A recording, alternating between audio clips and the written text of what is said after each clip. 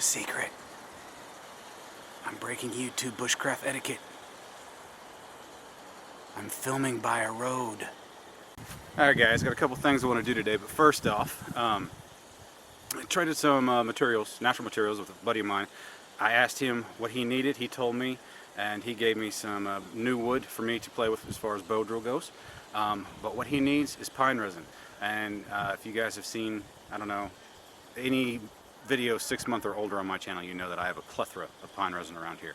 But I don't happen to have really any on hand. At least it's dried out and not in prime condition, I guess.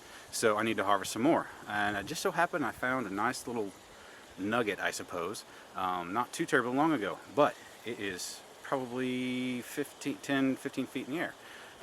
So this is how I handle harvesting items, whether it be fruit or tinder or pine resin or what have you, when it's out of reach.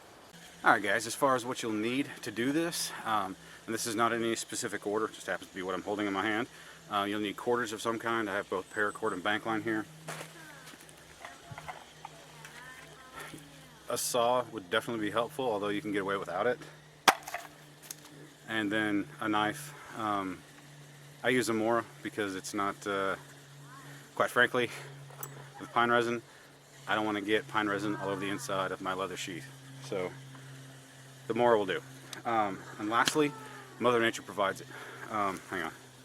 You'll need a standing dead tree. You could use green, but I prefer to use something that's already dead. You need a standing dead tree that is about the height of what you need to get. Just something a little neat here, guys. This is a pine root that is just kind of runs along the surface of the ground. It's the first time I've ever seen pine resin coming up out of the ground. It's just kind of cool. Not sure if I'm going to take that today or not, but regardless. Alright guys, now pick your center and just saw through.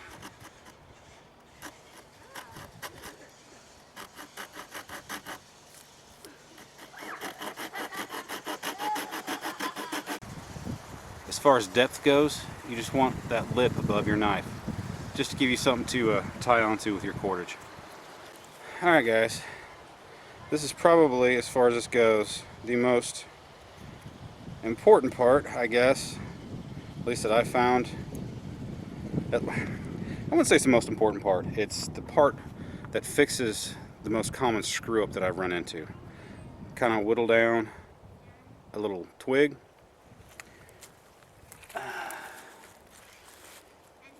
Back your knife off a little bit.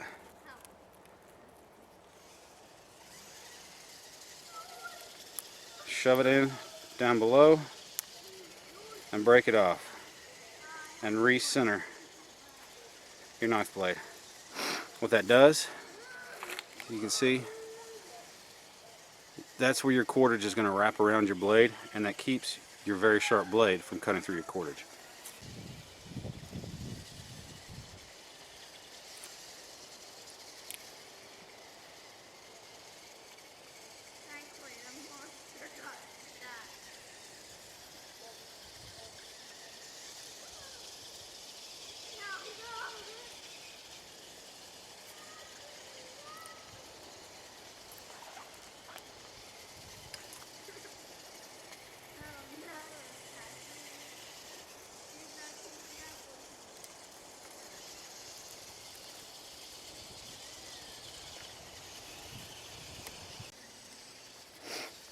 I'm just going to keep on going, just so I don't have to cut my piece of cordage.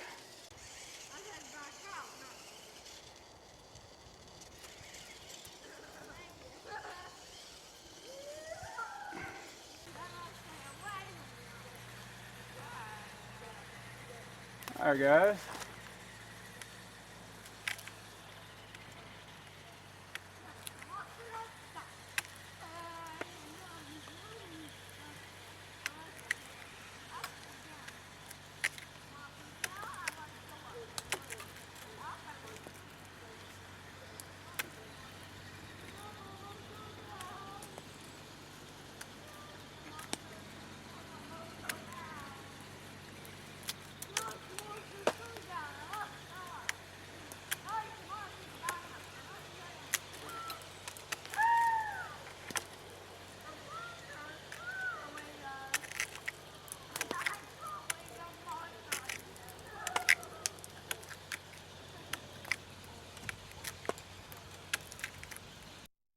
Alright, as you can see, it's kind of falling over the ground here.